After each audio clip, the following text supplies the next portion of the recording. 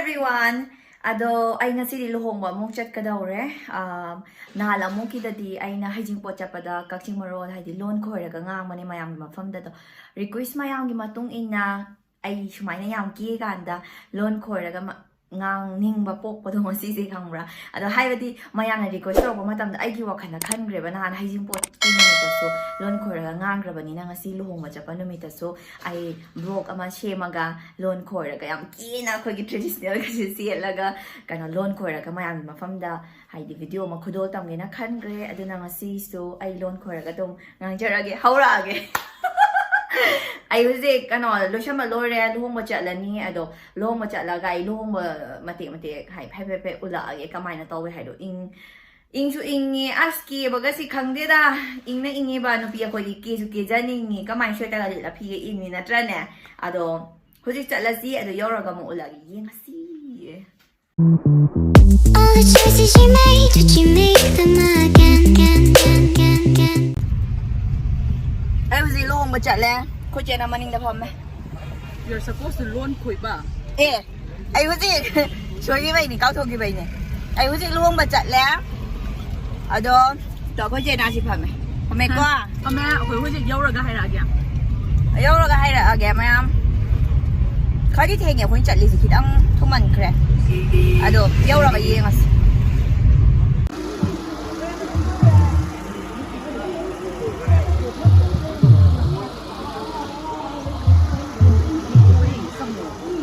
oi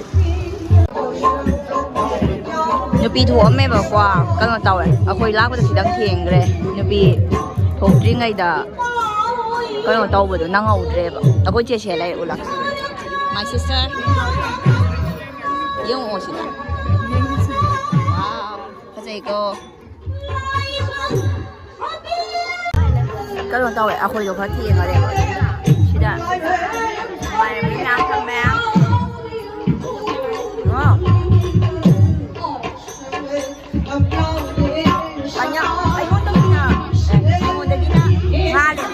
Ito sulit daw wa nga ba.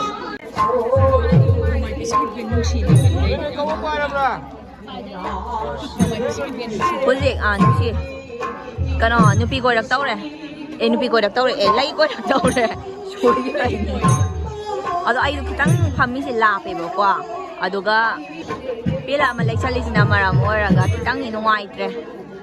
Ado ay hawala ko sa taw talle video number. Mi miyam phamalay ba nina. Ay do hawala ga ko sa pada sultan dai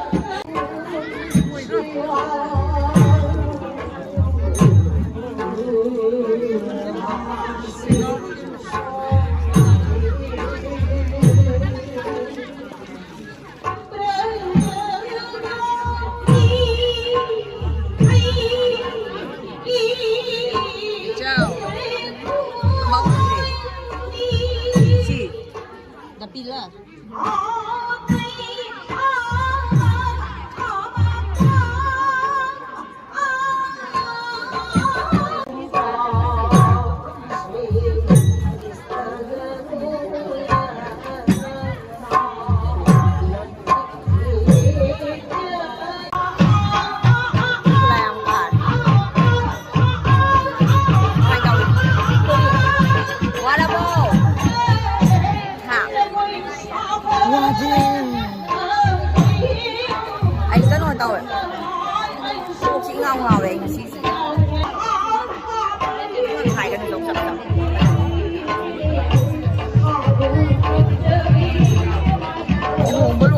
sa ay yam ra kai nang lo nang rai de long koi dong ni ay ho sai cao de luon ka no nau ra koi ro ka di long ba loi dau re ka ho ji mon dan nungai ba hai bu ne isai sa kwa asi da ngai yang lo isai sa kwa si ngai nungai ai ko na ngau ko am ngau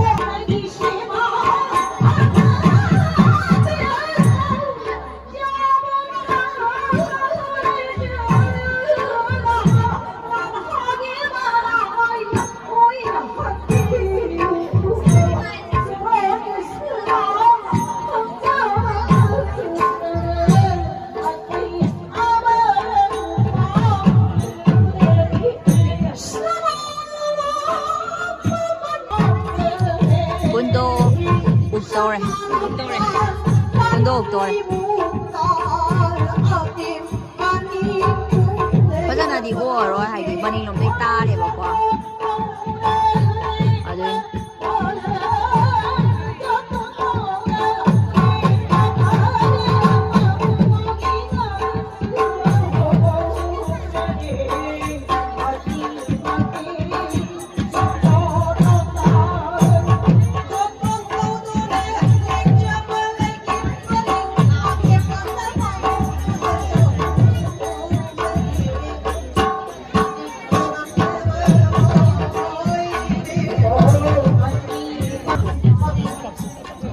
dia đã xuống nằm cạnh đấy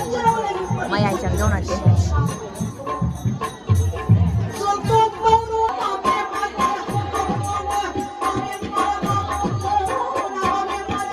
một bằng lấy cả mình là đâu nè cháu à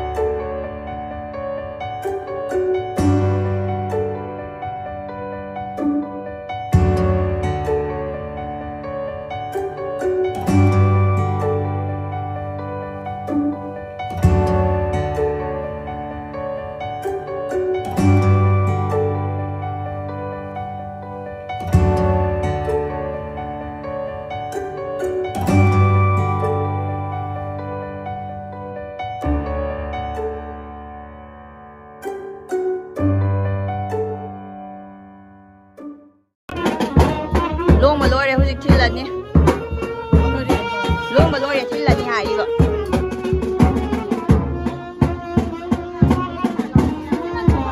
hụt Luhongba lôi rồi hụt người bị thuộc là ní Luhongba lôi à Luhongba lôi 이제 là người bị thịt rồi nhé bà người bị thuộc là nhé là sai thuộc mà đấy hay đi thiên đồ gì thuộc là ní hả bà thịt rồi nhé à đúng không người bị ai là thịt mày đâu mà hay bị riêng rồi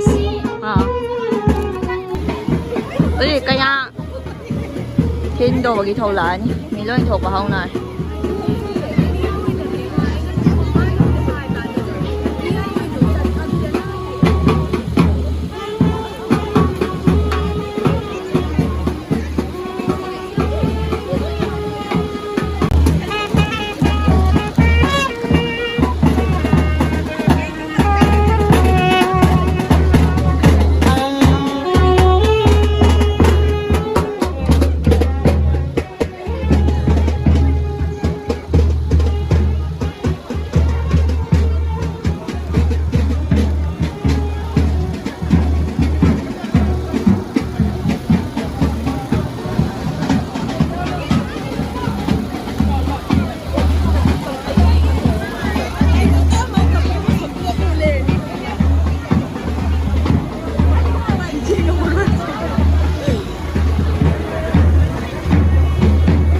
Cặp trung cấp như vậy vậy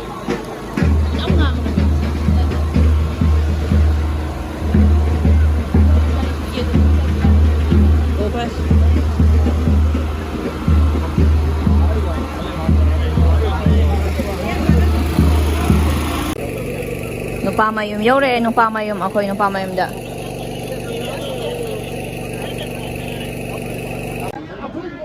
Ibe ma Tại cái cọc kia tôi pi đang thì xìa là kia tôi cây nhỏ ý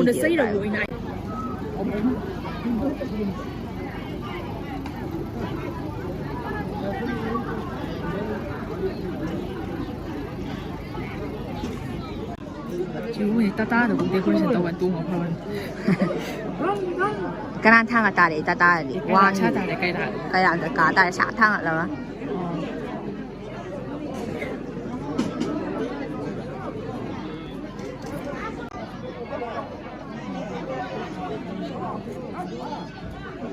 Berani ko asi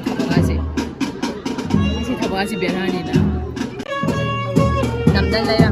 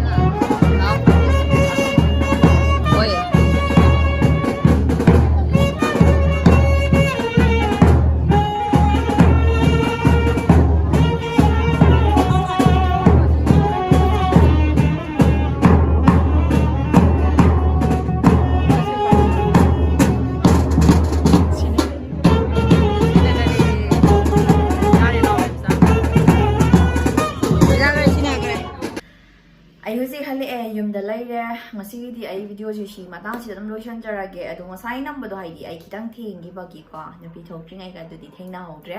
ꯑꯗꯣ ꯅꯨꯄꯤ ꯊꯣꯛꯑꯒ ꯑꯗꯨꯝ ꯂꯩꯔꯝꯃꯦ ꯑꯩꯅ ꯆꯠꯀꯥꯟꯗ ꯑꯩ ꯑꯆꯥꯄꯣꯠꯁꯦ ꯃꯌꯥꯝ ꯆꯥꯊꯣꯔꯛꯑꯦ ꯆꯥꯒ ꯊꯛꯇꯣꯔꯛꯑꯦ ꯍꯜꯂꯛꯑꯦ ꯑꯗꯨꯅ ꯑꯩ ꯍꯧꯖꯤꯛ ꯐꯤꯔꯣꯜ ꯍꯣꯡꯗꯣꯛꯑꯅꯤ ꯑꯗꯣ